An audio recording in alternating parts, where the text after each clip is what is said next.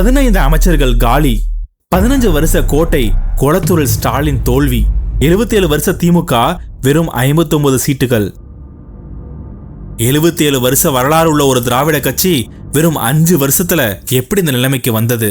இது வெறும் ஆட்சி மாற்றம் இல்லை, ஒரு மாபெரும் இயக்கத்தின் வீழ்ச்சி. எல்லாருமே சுலபமா ஒரு பதில் சொல்றாங்க, விஜய்க்கு இந்த சினிமா மாஸ்னாலதான் திமுகவை சுட்டுடுச்சுன்னு. ஆனா 2006 கூட விஜயகாந்துக்கு இதே மாதிரி கூட்டம் தான் கூடுச்சு. அன்னைக்கு திமுகக்கு ஒரு சின்ன காயம் கூட படல. அப்போ இங்க என்ன மாறுச்சு? விஜய் உருவானாரா இல்ல திமுக உருக்குலைந்ததா? உண்மை என்னன்னா, திமுகவின் அதிகப்படியான தன்னம்பிக்கை அவங்களையே சுட்டு பொசுக்கிடுச்சு. திமுகவை யாரும் தோக்கடிக்கல, டிஎம்கே தாங்களாவே தோத்துட்டாங்க. அழிவு அதிமுக தான் நினைச்சிட்டு இருக்கோம். ஆனா எனக்கு அப்படி தெரியல. இந்த ஆட்டத்தின் பின்னணி கதை தான் ஒரு 3 லேயரா நம்ம பார்க்க போகிறோம். வாங்க பார்க்கலாம். இந்த வீடியோவை ரொம்ப தெளிவா தெரிஞ்சுக்க ஒரு 3 லேயரா பார்க்க போகிறோம். லேயர் 1 நமக்கு எல்லாத்துக்குமே தெரிஞ்சது, மீடியாக்கள் நமக்கு கற்றுக் கொடுத்தது, இதை நம்ம சீக்கிரமா கடந்து போயிடலாம். லேயர் 2 இந்த வீடியோவோட ஹார்ட்டே அதுதான். நமக்கு தெரியாதது, மூடி மறைக்கப்பட்ட உண்மைகள், இல்லை மீடியா நமக்கு காண்பிக்காத உண்மைகள், அறிவாலயத்துக்குள்ள அப்படி என்ன நடந்தது. லேயர் 3 திமுக மீண்டு எழுமா இல்லை இது ஒரு நீண்ட கால தூக்கமா? இந்த 3 லேயரையும் நீங்கள் பார்த்த பிறகு தமிழ்நாடு அரசியல் எதை நோக்கி போகிறது அப்படிங்கிறத உங்களுக்கு ரொம்ப தெளிவாக தெரியும். முதல் லேயர் நமக்கு தெரிஞ்ச கதைகள். இந்த காரணங்களை எல்லா சேனல்லையுமே பேசியிருப்பாங்க. ஆனால் இதை நம்ம ஸ்கிப் பண்ணிட்டு போக முடியாது. இதை ஸ்கிப் பண்ணால் இந்த அனாலிசிஸ் முழுமை அடையாது. ஆனால் இந்த பாயிண்ட் எல்லாத்துக்குமே ஒரு ஆணா இருக்கு. அந்த ஆணா தான் அந்த லேயர் 2க்கு நம்மளை கூட்டிட்டு போகும். 1 நிறைவேற்றப்படாத வாக்குறுதிகள். 2021 திமுக என்ன சொன்னாங்க? நீட் தேர்வு ரத்து, கல்வி கடன் தள்ளுபடி, அரசு வேலை. இந்த 3மே தமிழ்நாட்டில் கோடிக்கணக்கான குடும்பங்கள் தூக்கமே இல்லாம காத்துட்டு இருந்த வாக்குறுதிகள். 5 வருஷம் கழிச்சு தமிழ்நாட்டில் இன்னைக்கு நிலைமை என்ன? நீட் தேர்வு இன்னும் இருக்கு, கடன் ரத்தாகல, அரசு வேலை தாமதம், ஒரு ப்ராப்பரான தீர்வு கிடையாது, ஊழல் குற்றச்சாட்டுகள். எதிர்கட்சிகள் அப்ப கேட்டபோது ஆளுங்கட்சியான அந்த திமுக அன்னைக்கு கரெக்டான பதில் சொல்லவே கிடையாது. ஒரு கல்லூரி பையனை யோசிச்சு பாருங்க. 2021 முதல் முறையா திமுகக்கு நம்பி ஓட்டு போட்டிருப்பாங்க. ஆனா அதுக்கப்புறம் 2026 கடன் தீரல, வேலை கிடைக்கல, நீட்டு ரத்தாகல. ஸோ அப்ப யாருக்கு அவர் ஓட்டு போட்டிருப்பாரு? இது ஒரு ஆளுங்கட்சிக்கு எதிரான ஒரு எதிர்ப்பு அலை கிடையாது, இது ஒரு புரோக்கன் கான்ட்ராக்ட். 2 விலைவாசி உயர்வு மற்றும் வேலைவாய்ப்பின்மை. மகளிர் உரிமை தொகை, விடியல் பயணம் நலத்திட்டங்களை கொண்டு வந்தாலும் அத்தியாவசிய பொருட்களின் விலை உயர்வும் மின்சார உயர்வும் சாதாரண குடும்பங்களை மாத பட்ஜெட்டை ஒரு பதம் பார்த்தது. இன்னொரு பக்கம் அரசு பணி நியமனங்கள் தள்ளி போனது, பட்டதாரி இளைஞர்கள் ஒரு கடுமையான விரக்திக்கு தள்ளியது. நலத்திட்டங்கள் கொண்டு வந்தாங்க உண்மைதான், ஆனா நலத்திட்டங்கள் வேற, மக்களின் வாழ்வாதாரம் வேற. இந்த வித்தியாசம் மக்களுக்கு நல்லாவே புரிஞ்சது. அது மட்டும் இல்லாமல் நலத்திட்டங்கள் எல்லாமே நிறைய திட்டங்கள் பார்த்தீங்கன்னா கடைசியில் எலெக்ஷன் வரத்துக்கு முன்னாடி ஒரு 6 மாதத்துக்கு முன்னாடி இல்லை ஒரு வருஷத்துக்கு முன்னாடி மட்டும் அனௌன்ஸ் பண்ணியிருந்தாங்க. ஸோ இதுவே இந்த பேட்டர்னே மக்களுக்கு புரிய ஆரம்பிச்சது. 3 சட்டம் ஒழுங்கு மற்றும் ஊழல் குற்றச்சாட்டுகள். ஊழலை பற்றி நான் தனியாக பெருசாக விளக்கம் கொடுக்க தேவையே இல்லை. ஏன்னா ஒரு சாமானியனோட அன்றாட வாழ்க்கையில் ரொம்ப ஆழமாக டீப்பாக கலந்துருந்தது. அதோட சேர்த்து நம்ம இளைஞர்களோட கஞ்சா கலாச்சாரம், வேங்கைவாசல் சம்பவத்தில் நடவடிக்கை தாமதம், இதுக்கெல்லாம் திமுக பதில் என்ன தெரியுமா சொன்னாங்க? எங்கள் தலைவரை மத்திய அரசு பழி வாங்குது. இது ஒரு தடவை 2 தடவை இந்த விளக்கம் கொடுத்தா பரவாயில்ல, ஒவ்வொரு தடவையும் இதே விளக்கம் கொடுத்தா மக்கள் நம்ப மாட்டாங்க. 4 சில மூத்த அமைச்சர்களின் கர்வமான நடவடிக்கைகள். மண்ணு கொடுக்க வந்த பெண்ணிடம் கோவப்பட்டது, ஒரு மேடை கிடைச்சா போதும் மக்களை ஏளனமா பேசுறது, இவையெல்லாம் பார்க்கறதுக்கு ரொம்ப சின்ன விஷயமா தெரியும். ஆனா இவை எல்லாமே மக்களிடம் கொண்டு வந்த செய்தி என்ன தெரியுமா? இவங்களுக்கு அதிகாரம் தலைக்கேறிடுச்சு. கலைஞர் கருணாநிதி காலத்துல திண்ணை பிரச்சாரம் நடக்கும். ஆனால் இன்னைக்கு 2024 என்ன நடக்குது? ஒரு தலைவர்கள்கிட்டையும் மக்கள்கிட்டையும் இருக்கிற டிஸ்டன்ஸ் ரொம்ப அதிகமாயிடுச்சு. இது எல்லாத்தையுமே ரொம்ப ஆழமாக மக்கள் உணர ஆரம்பிச்சிருந்தாங்க. திமுக கிட்ட டிஜிட்டல் டீம் இல்லையா? PEN popular empowerment network, Sabareesan, Stalin அவரோட சொந்த மாப்பிள்ளை அவர் நடத்துகிற ஒரு பெரிய நெட்வொர்க் டீம். அது மட்டும் இல்லை, ஏகப்பட்ட நெட்வொர்க் இருக்குது, பின்னாடி சொல்கிறேன். இது கோடிக்கணக்கான பட்ஜெட்டில் ஒரு பெரிய டிஜிட்டல் ஆப்ரேஷன் ரன் பண்ணிட்டு தான் இருந்தாங்க. ஆனால் தாவகே கிட்ட தோத்தது காரணம் என்ன?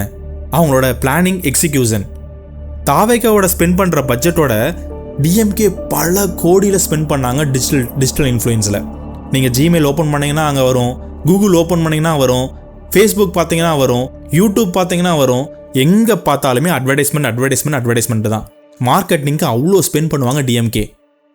டிவிக்கே ஒரு 15 செகண்ட் ஷார்ட் கிளிப் போட்டாங்கன்னா டிஎம்கே 15 பேராகிராஃப் ஃபேஸ்புக்கில் நிற்பாங்க. டிவிக்கோட டோன் பார்த்தீங்கன்னா ஒரு ஃபியூச்சர் அண்ட் எனர்ஜியாக இருக்கும். டிஎம்கேவோட டோன் பார்த்தீங்கன்னா ஆங்கர், ஒரு ஐடியாலஜி இதை பற்றியே பேசிகிட்டு இருப்பாங்க. இல்லை ஒரு கோவத்தை வெளிப்படுத்திட்டு இருந்தாங்க. 22 வயசு பையனுக்கு இந்த ஐடியாலஜி பெருசாக அவன் பார்க்கல. அவன் பார்த்தது வைபு மட்டும்தான். ஸோ இதை வின் யாரு? ஆனால் ஒரு விஷயம் யோசிச்சு பாருங்க, இந்த 5 காரணங்கள் எல்லாமே எல்லா ஆளுங்கட்சிக்குமே வரக்கூடிய ஒரு ஆன்டி இன்குபன்சி வேவ் தான். ஆனால் இந்த 5 காரணங்களாக மட்டும்தான் ஒரு முதலமைச்சர் தன் சொந்த தொகுதியிலேயே கொளத்தூர் தொகுதியில் தோத்து போயிருப்பாரா? இல்லை 15 அமைச்சர்கள் ஒரே நேரத்தில் காலியாக இருப்பாங்களா? இல்லை ஒரே எலெக்ஷனில் 100 சீட்டு காணாமல் போயிருக்குமா? இவைகள் தான் உண்மையான காரணமா? இல்லை. அறிவாலயத்தின் 4 சுவருக்குள்ள என்ன நடந்துச்சு? யாரும் பேசாத அந்த ரகசிய உடைவுகள் தான் லேயர் 2. வாங்க பார்க்கலாம். பொதுமக்களுக்கு தெரிஞ்ச கதைகளை தாண்டி அறிவாலயத்தின் கதவுகளை மூடப்பட்ட அறைக்குள் நடந்தது என்ன? 27 வருஷம் பாரம்பரியம் கொண்ட ஒரு பேரியக்கம் 2026 தேர்தலில் தன் சொந்த வியூகத்தை நம்பி செக்மேட் ஆனது. இந்த தோல்விக்கான ஒரு 5 ஃப்ராக்சர்ஸை நம்ம சொல்லலாம். ஒரு ஃப்ராக்சர்னா என்னங்க? நம்ம உள்ள வெளியே பார்க்கும்போது பெருசாக அடி தெரியாது, ஆனால் உள்ள உயிரே போகிற மாதிரி வழி தெரியும். திட்டத்திட்ட திமுக தோற்றதும் இதே மாதிரி தான். வெளியே பார்க்கறதுக்கு ஸ்ட்ராங்காக இருக்கும், ஆனால் உள்ள போய் பார்த்தீங்கன்னா ஒரு 5 இடத்துல ஃப்ராக்சர் ஆயிருக்கு. அதை ஒன்றுன்னா பார்க்கலாம். முதல் fracture, too many generals no army. இந்த எலெக்ஷனில் திமுகவுக்கு ஒரு ஸ்ட்ராட்டஜி டீம் இல்லை, மொத்தம் 5 ஸ்ட்ராட்டஜி டீம் இருந்துச்சு. PN popular empowerment network Sabareesan, ஸ்டாலினோட மாப்பிளை முன்னாடி சொல்லியிருந்தேன்ல. அதுக்கப்புறம் ராபின் சர்மாவோட ஷோ டைம் கன்சல்டன்சி, பிரசாந்த் கிஷோரோட ஐபேக் கன்சல்டன்சி, உதயநிதி ஸ்டாலினுக்கு ஒரு டீமு, அதுக்கப்புறம் கனிமொழி அவர்களுக்கு தனியாக ஒரு டீமு. இந்த மாதிரி 5 டீமு வந்து ஒர்க் பண்ணாங்க டிஎம்கேல. இந்த ஒரு 2026 ஒரு ஸ்ட்ராட்டஜி பில்ட் பண்ண. கொஞ்சம் யோசிச்சு பாருங்க, ஒரு கப்பலில் 5 கேப்டன் இருக்காங்க. ஒருத்தர் தெற்கே போகணும் சொல்லுவாங்க, ஒருத்தர் வடக்கே போகணும் சொல்லுவாங்க. ஆனால் கப்பல் எங்கேயுமே போயிருக்காது, அங்கேயே தான் நிற்கும். திட்டத்தட்ட 2026 எலெக்ஷனில் திமுக நடந்த விபரீதம் இதுதான். பிஎன் நெட்வொர்க் இருக்கு இல்லையா, அவங்க ஒரு வேட்பாளர் நியமிச்சா ஐபேக் வந்து ரிஜெக்ட் பண்ணுறது.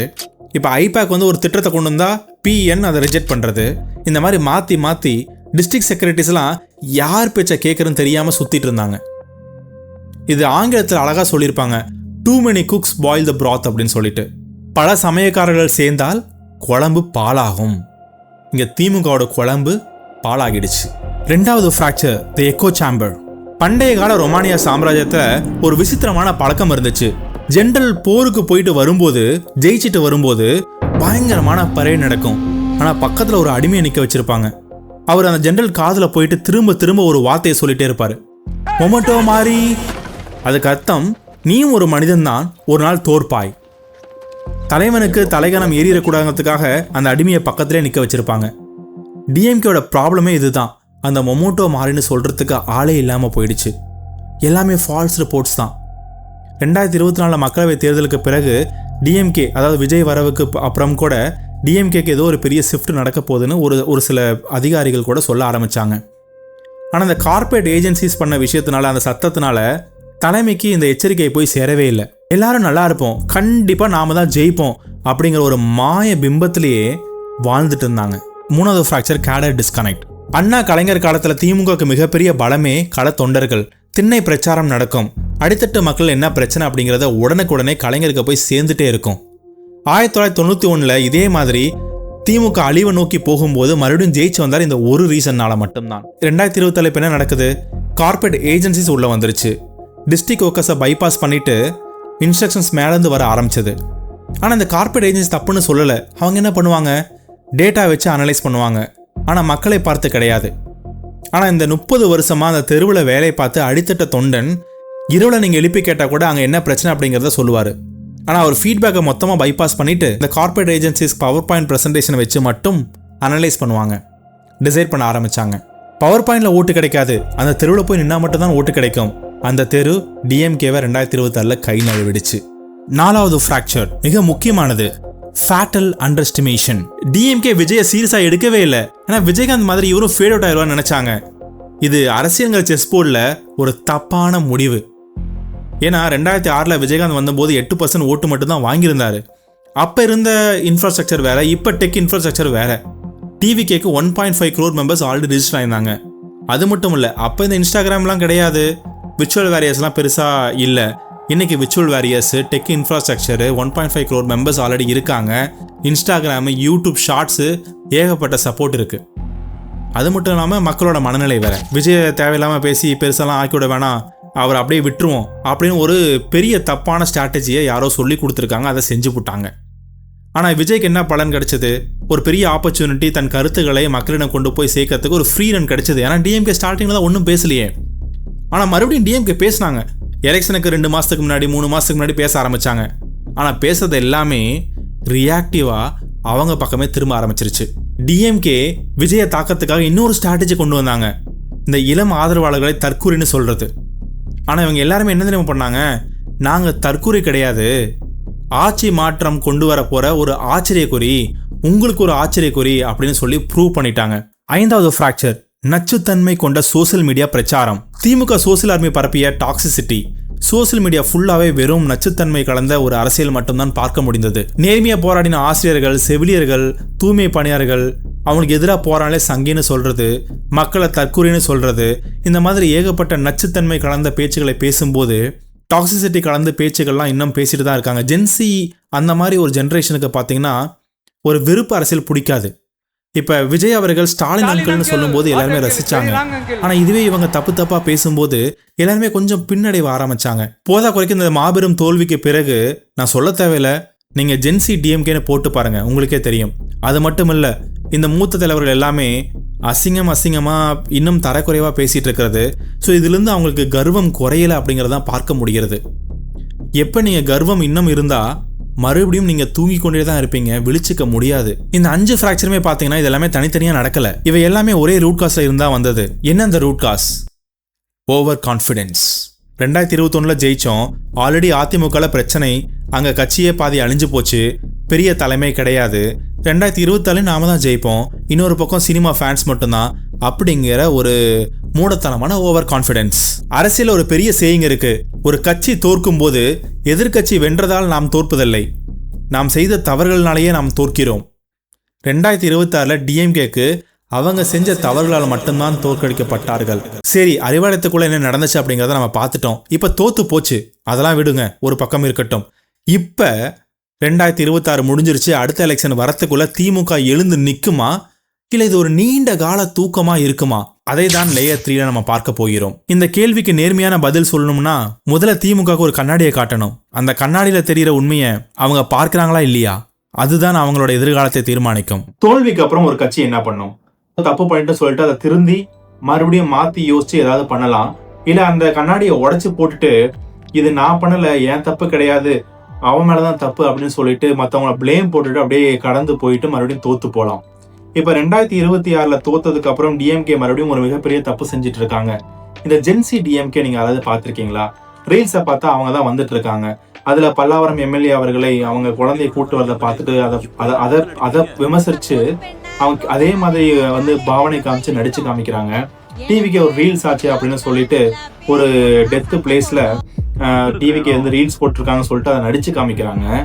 இன்னொன்னு, முதலமைச்சர் கூட பாராமல் அவரை ரொம்ப விமர்சிச்சு என்சிடிஎம்கே நடிச்சிட்டு இருக்காங்க. ஸோ இதெல்லாம் ஷார்ட்ஸ்னு போட்டு மக்களுக்கு போட்டு காமிக்கிறீங்கல்ல, இதனால மக்களுக்கு என்ன புரிதல் வரும் அப்படின்னா இது திருந்தாது, இந்த ஜென்மங்கள் அப்படிதான் அப்படிங்கிற மாதிரி தான் ஒரு எண்ணம் வரும். கேர்ஃபுல்லா இருங்க. இதை புரியுதா உங்களுக்கு? எதுக்காக டிஎம்கே தோத்துச்சு? One of the biggest reason behaviours. அந்த பிஹேவியர்னாலதான் தோத்து போனாங்க. அதே ரிப்பீட் ஆகிற மாதிரி இருந்தா மறுபடியும் 2031 எழுந்து நிற்க முடியாது, திரும்பி தூங்கி கொண்டுதான் இருக்க வேண்டும். உங்க தலைவர் தோத்த ஒரு இயற்கை, எல்லா தலைவரும் ஒரு நாள் தோத்துதான் ஆவாங்க. காமராஜரே தோத்துதான் போனாரு, ஸ்டாலின் தோக்க மாட்டாரா? அதை கடந்து போய் மக்களுக்கு இதை எப்படி புரிய வச்சு நல்லதை பண்ணி மக்களிடம் நல்ல பேரை சம்பாதிக்க வேண்டும் என்று நினைக்க வேண்டுமே தவிர மத்தவனை விமர்சிச்சு மேல வரும்னு நினைச்சீங்க அப்படின்னா மறுபடியும் கீழே உளுந்துதான் நிப்பீங்க. தற்கொலை யார சொன்னாங்க? மக்களை சொன்னாங்க.